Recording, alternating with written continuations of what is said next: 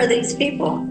So that's wow. And then I don't know. Were you born and raised? I didn't ask the question. How long have you lived in East Palestine? Have you lived there your whole life? Were you born and raised? I'm just wondering. Go ahead. Yeah, for the majority of my life, I've lived in Northeast Ohio, in Right, like in the East. general vicinity of that area. So yeah, I've like been away for a couple years, but I've always seemed to find my way back. I mean, one of the things that unfortunately, the homeowners, the people who own homes and have jobs. I mean, this is one of the things that I keep coming back to in my own head is, you've got to go to work and the area is possibly toxic and contaminated, allegedly, quote unquote. I mean, we don't really know.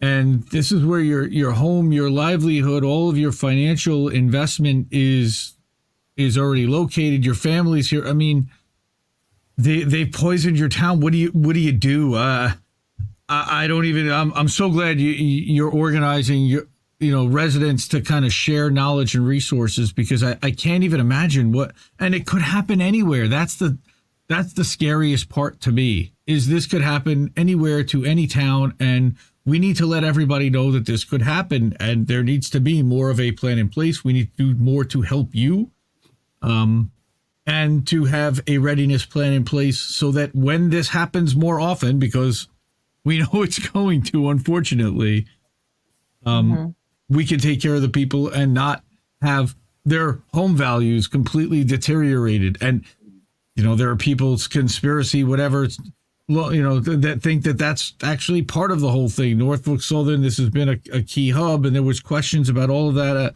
I don't want to get into the politics of it, because you guys are dealing with the reality of this every day.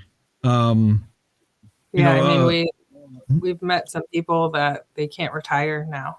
Like their home has depreciated in value so much that, we have 65-year-old people who have earned their right to retire who can't, because they can't sell their house for what it was worth. And even if they sold it for what it's listed at, who's going to buy it? Exactly. Alan Shaw's sorry. So he's really sorry this happened. Yeah, we know he's real sorry. Also, if I could just, couple things I just wanted to note was, first of all, we do know that this area is not safe. That's not something that we don't know. That is something we do know. We know that because we have actual data showing us that the number of people who are reporting daily that they are smelling intense smells of toxic chemicals has not decreased. In fact, today, the reports are that people are smelling it worse than ever because of the cleanup. So we know for a fact that people are being exposed to these toxic chemicals. We know these chemicals are toxic. We know that for a fact. And we know that people are being exposed to them because they're smelling it. So those are two things we do know. The things that we don't know are exactly what chemicals they're being exposed to. And the reason we don't know them is because the EPA has been deliberately obfuscating and running cover for Norfolk Southern, because as long as we don't know exactly what chemicals they're being exposed to, then it's difficult to prove legally that these people have been harmed. And that's the whole point. That's what it's all about. It's all about running cover for Norfolk Southern to protect them. And it's not just about the money, because because there's going to be a lawsuit, and the Norfolk Southern is going to shell out however many millions of dollars, and the lawyers will collect their pound of flesh, and the people will get their $1,600, $2,000, $3,000, whatever petty amount of money that the Norfolk Southern can be made to part with in the legal system. But I don't think that's really the issue people should be concerned with. The problem is that felonies were committed. The problem is aggravated arson is a felony. Poisoning is a felony. A conspiracy to cover up any of those felonies is also a felony. Anybody participating, anyone with knowledge that these people have been poisoned, who is actively participating in covering up that these people have been poisoned, is committing a felony.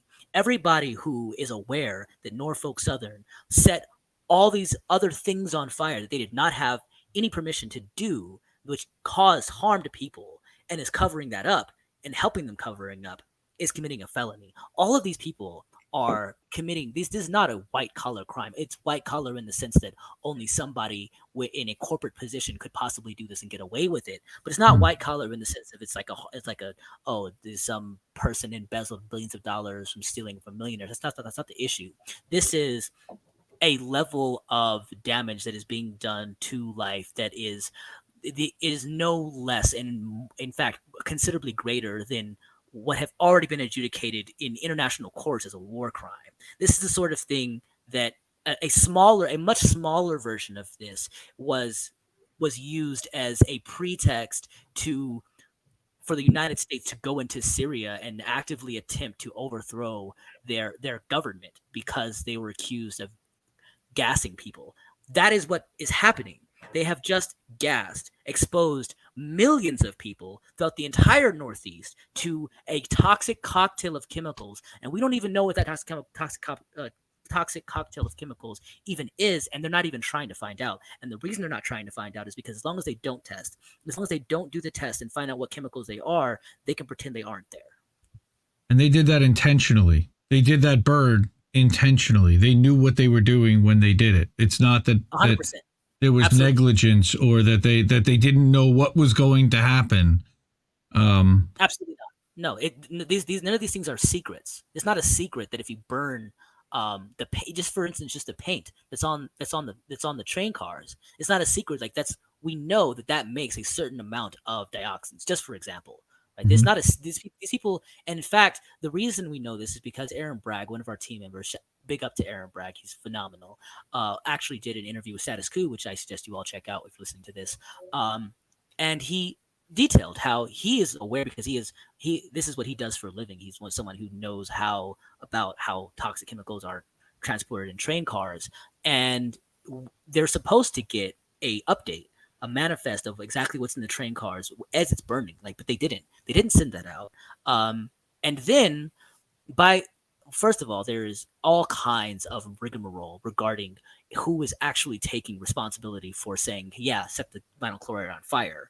When we know that through the actual chemistry of vinyl chloride, even though this isn't being talked about, there is a lot of reason to conclude that there was no actual danger of that vinyl chloride exploding at all, and the people who were transporting it knew that because the people who are transporting it know how vinyl chloride works. So all of these things are, but even then, there was only one car of vinyl chloride that was actually burning. So why did they set 5 cars of vinyl chloride on fire? Why did they set frozen vegetables on fire? Why did they set all this other stuff on fire? None of that there was no danger of any of that exploding. So even if they were given consent by the fire department to burn 1 car of vinyl chloride, what about all of the rest? All of the rest was not part of that. So why did they do it? Obviously, they knew that it would create poison. It's poison in itself. There was no reason to release it. The only reason that I can think of is, one, because it helps them get the train car on fire, their train back on track faster, and more importantly, possibly the fact that they are insured for damages to materials that aren't just being thrown away. So in terms of how their insurance works, there's probably a very good reason for them to just burn everything rather than have to worry about cleaning it up and all the damages that would cause, because then they have to worry about, one, shelling out money because toxic chemicals are still being released, so still have to worry about the lawsuit, and that's probably not going to change very much just based on how much of it is. So why not just burn everything and make up the losses with the insurance? I can't say for certain that's what's happening, but I do know that there's enough information that it deserves to be looked into. Well, there certainly sounds like there's a lot there.